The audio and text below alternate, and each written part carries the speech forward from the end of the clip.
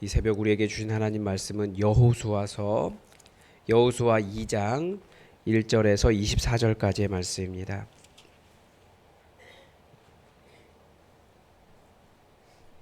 여호수아 2장 1절에서 24절까지 우리 하나님의 말씀을 받들어 읽겠습니다. 눈의 아들 여호수아가 시딤에서 두 사람을 정탐꾼으로 보내며 이르되 가서 그 땅과 여리고를 엿보라 하매 그들이 가서 라합이라 하는 기생의 집에 들어가 거기서 유숙하더니 어떤 사람이 여리고 왕에게 말하여 이르되 보소서 이 밤에 이스라엘 자손 중에 몇 사람이 이 땅을 정탐하러 이리로 들어왔나이다. 여리고 왕이 라합에게 사람을 보내어 이르되 내게로 와서 내 집에 들어간 그 사람들을 끌어내라. 그들은 이 온 땅을 정탐하러 왔느니라.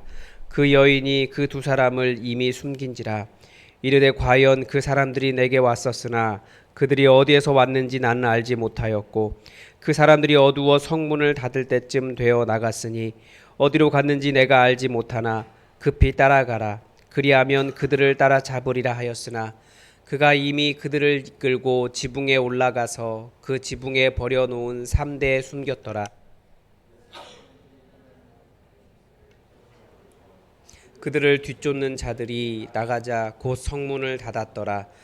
또 그들이 눕기 전에 라합이 지붕에 올라가서 그들에게 이르러 말하되 여호와께서 이 땅을 너희에게 주신 줄을 내가 아노라.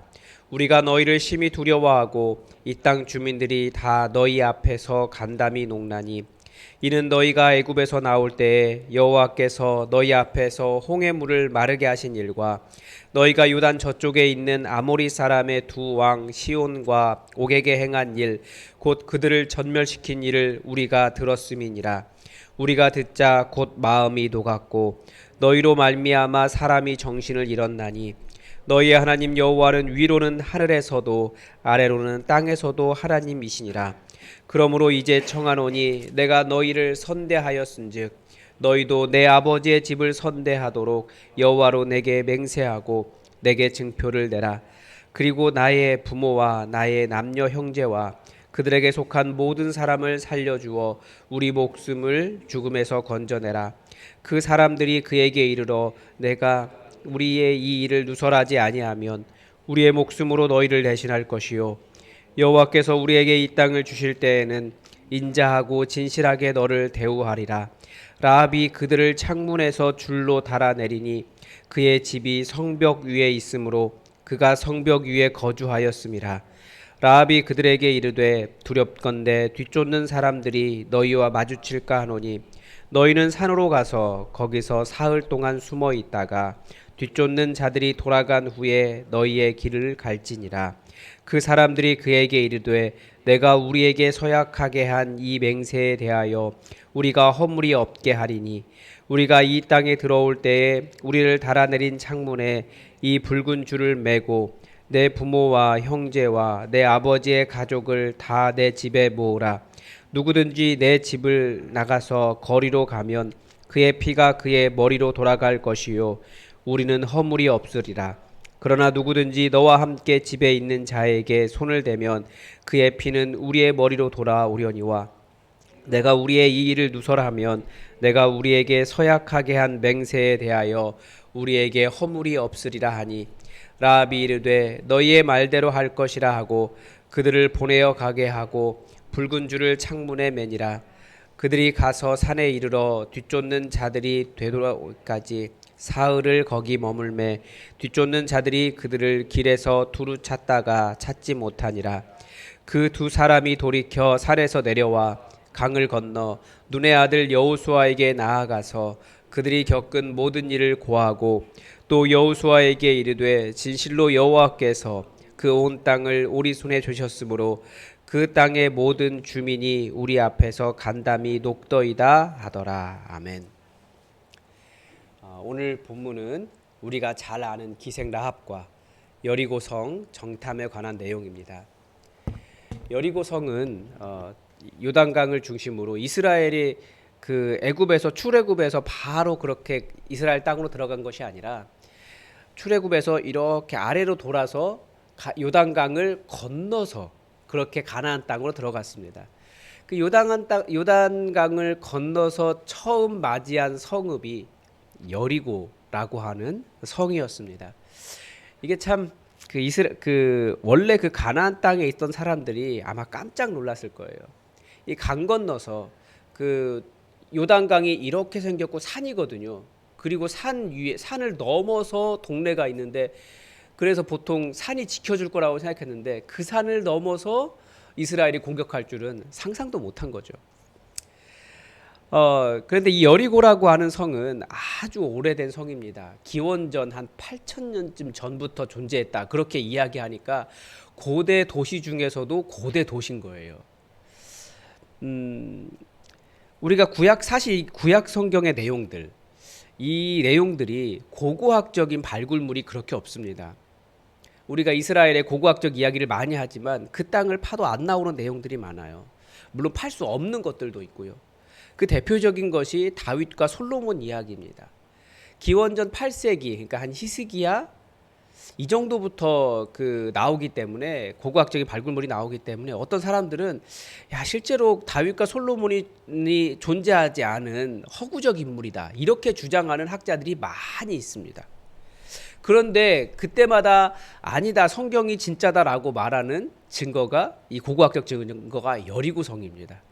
우리가 잘 알잖아요. 여리고성 무너져서 이렇게 여기에 집 짓는 사람들은 뭐 아들 죽고 첫째 아들 죽고 둘째 아들 죽고 뭐 그렇게 이야기하잖아요. 실제로 고고학적인 고고학 땅을 파면 이게 시기마다 지층이 있습니다. 그러니까 이 시기는 뭐 기원전 몇 년쯤 될 것이다, 이 시기는 기원전 몇 년쯤 될 것이다, 이렇게 하는데 그 고대 도시가 쭉 파보면 이 중간에 비어 있는 거예요. 도시가 없었던 적이 있었던 거죠. 불탄 흔적이 나오고요, 더 오래된 증거도 나오고요. 그래서 그때마다 그 고고학적 증거가 없어서 성경이 가짜다라고 말할 때, 이 여리고성에 대한 그 고고학적 발굴물은 분명히 여기에 도시가 존재했고 성경에 부합하다, 이렇게 이야기합니다. 특히나 여리고성은 보통 그 성이 이렇게 안쪽에서 바깥으로 무너지는 흔적이 있습니다. 이게 성경에 나오는 그대로인 거죠. 그래서 이 여리고성에 대한 고고학적 발굴, 그 결과가 그런 어떤 성경이 진짜다, 진실이다라고 하는 그것을 보여주고 있다라는 것을 알 수 있습니다. 오늘 바로 그 여리고성에 대한 이야기의 시작입니다. 여리고성에 대한 이야기가 앞으로 이제 계속되죠. 여리고성과 관계된 이야기가. 여호수아가 시딤에서 그 여리고성을 정탐하라고 2명의 정탐꾼을 보냈습니다. 그런데 이 정탐꾼이 밤에 들어가는 곳이 기생 라합의 집이었습니다. 성경에는 여러 종류의 기생이 나옵니다. 구약 성경에서 대표적인 기생은 그 땅, 그 가나안 땅에, 그 가나안 종교에서 종교 행위로 성행위를 했던 성창을 이야기합니다. 그런데 아마 이 라합은 그런 성창이 아니고 실제 기생이었던 것 같습니다. 그 실제 창녀를 이야기하는 거예요.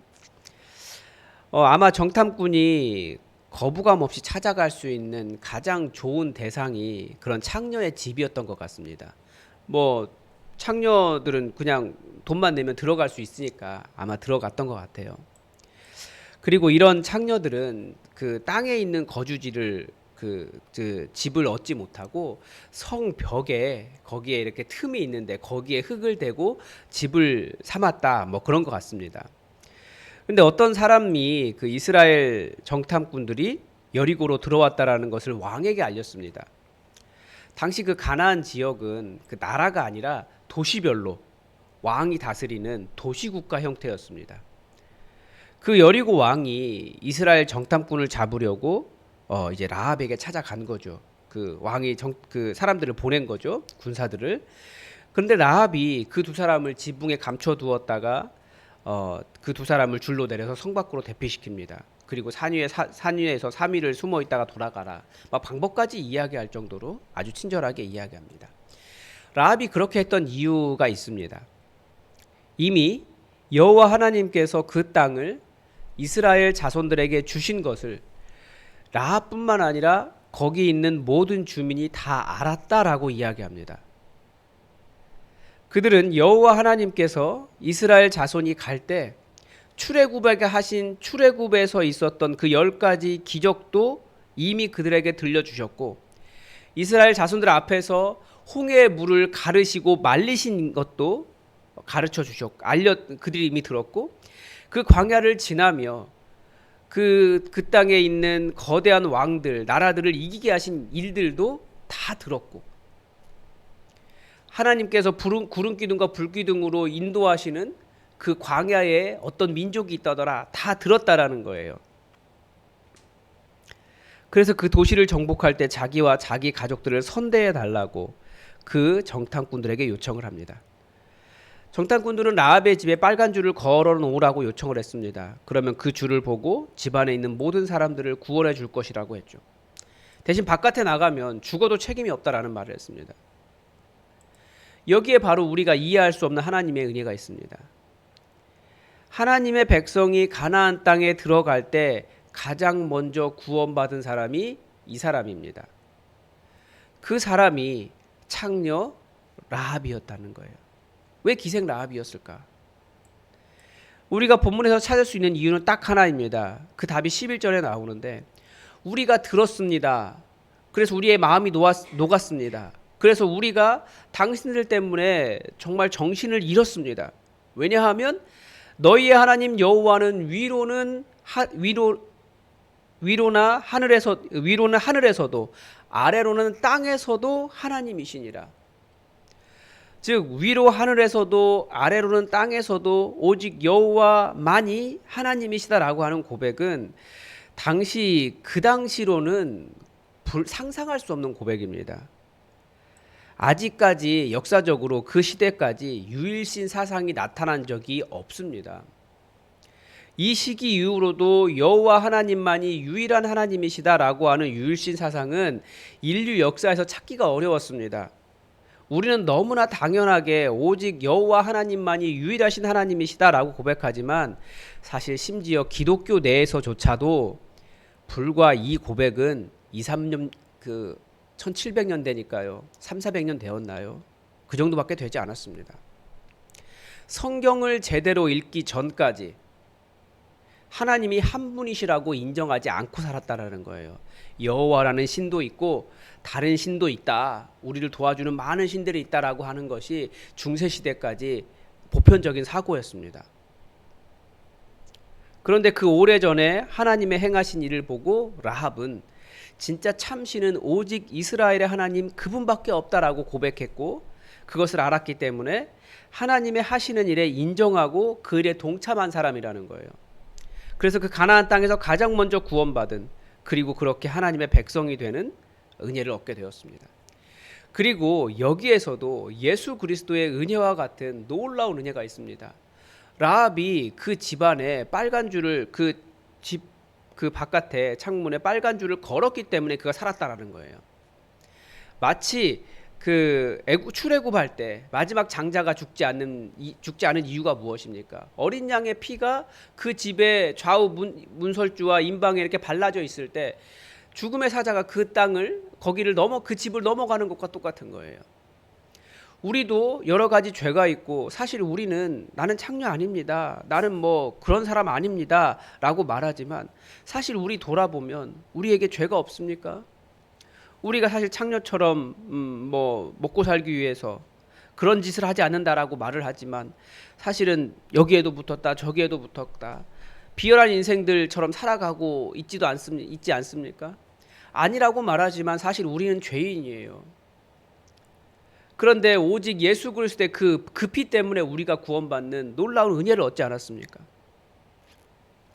우리가 다 은혜로 구원받은 사람인데 바로 라합도 그런 사람이었다라는 거죠. 아마 그 여리고성에 많은 사람들이 있었을 것입니다. 라합이 말하는 것처럼 라합은 이 이야기를 어디서 들었겠습니까? 다 자기들이 말하고 있는 거예요. 그 성을 담당하는 왕도 이미 다 들었기 때문에 경계하고 있었던 것이고, 그 정탐꾼을 고발한 사람도 다 알고 마음이 녹았기 때문에 왕에게 고발했을 것입니다. 여러 사람들이 있었어요. 정탐꾼을 잡으려고 쫓아간 군인들도 있었고, 자기의 땅을 지키려고 애를 쓰는 사람들이었습니다. 그러나 어떤 사람이 구원받았습니까? 여호와 하나님이 누구신 줄 알고 그분에 걸맞는 고백과 태도를 보이는 사람이었다라는 거죠. 그래서 그 집에 빨간 줄 건 사람이에요. 우리가 믿음으로 구원받는다라는 말을 많이 합니다. 믿음으로 구원받는다라는 것은 단순히 말만 할 줄 아는 것이 아닙니다. 예수님이 부활하셨다라고 하는 사실에 대한 인정은 그냥 사실에 대한 인정이에요.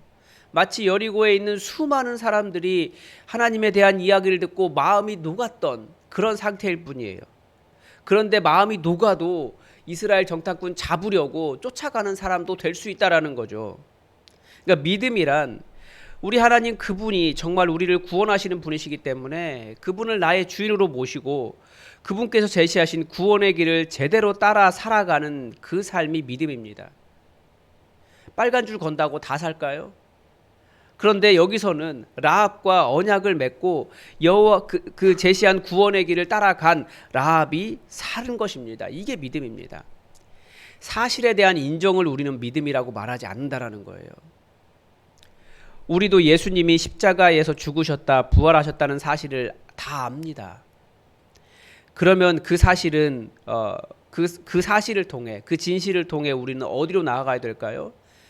그냥 그 사실을 인정하는 것이, 사람이 죽었다 살아난다는 것을 인정하는 것이 구원 얻는 믿음이 아니라, 그래서 그분이 나의 하나님이시고 나의 주인이시고 우리가 구원받는 유일한 길은 오직 그분을 믿는 것이라는 것을 인정하는 데까지 나아가고, 그분의 그 인정이 우리를 그래서 그것을 알고, 그래서 그분을 나의 주인으로 영접하고 그분께서 우리를 초청하신 하나님 나라로의 역사에 함께 동참하는 삶이 필요하다는 것입니다.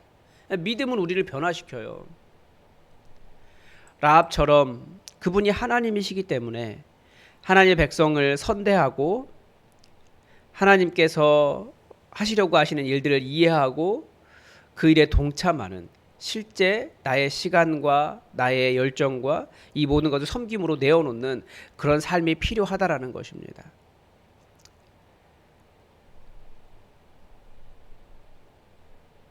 우리는 이 하나님에 대한 믿음을 이 교회 속에서 이뤄갑니다. 일을 하는 것은 훨씬 더 이름을 얻는 일이지만 그 모든 것을 내려놓고 하나님을 예배하는 예배자로 겸손하게 살아가고 있고요. 나에게 이익이 되지 않더라도 우리는 섬깁니다. 심지어 나보다 훨씬 더 지혜롭지도 않고 연약하고 훌륭하지도 않은 목회자에게 순종하기도 합니다. 내 시간을 쏟아내어 하나님 나라를 만들기 위해 복음을 전하고 사람들을 섬기고 있습니다. 왜냐하면 우리 하나님을 인정하기 때문에 그렇습니다. 그게 믿음이라는 거예요. 우리는 교회 안에서 많은 지식을 쌓아갑니다.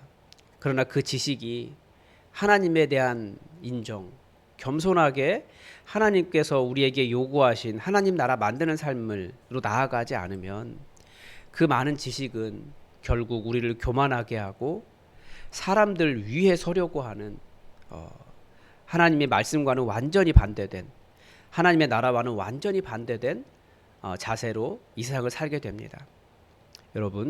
여러분의 지식과 신앙의 연륜이 이 구원 얻는 믿음까지 나아갈 수 있기를 바랍니다. 겸손하게 하나님의 은혜를 구하고 내가 죄인임을 알고 사실에 대한 인정을 뛰어넘어서 그 일이 하나님에 대한 일이 사실이기 때문에 그 하나님의 뜻대로 나를 내어드리는 그런 믿음까지 여러분 나아갈 수 있기를 바랍니다. 오늘도 하나님의 뜻이 우리에게 이루어지기를 주기도문으로 기도하겠습니다. 하늘에 계신 우리 아버지, 아버지의 이름을 거룩하게 하시며 아버지의 나라가 오게 하시며 아버지의 뜻이 하늘에서와 같이 땅에서도 이루어지게 하소서. 오늘 우리에게 일용할 양식을 주시고 우리가 우리에게 잘못한 사람을 용서하여 준 것 같이 우리 죄를 용서하여 주시고 우리를 시험에 빠지지 않게 하시고 악에서 구하소서. 나라와 권능과 영광이 영원히 아버지의 것입니다. 아멘. 여러분 계속해서 여러분의 2025년을 위해서 여러분 기도하시기 바랍니다. 그리고 이 나라를 위해서 여러분 기도해 주십시오. 이 나라가 매우 혼란스럽습니다. 속히 안정될 수 있도록 기도해 주십시오. 그리고 이번 주일이 우리 창립 기념 주일인데 우리가 다시 한번 여기에 우리를 부르신 이유를 되새겨보고 하나님의 뜻을 찾아가는 그런 시간 될 수 있도록, 그리고 우리 교회의 영속성을 위해서도 우리가 함께 기도했으면 좋겠습니다. 우리 다 함께 기도하겠습니다.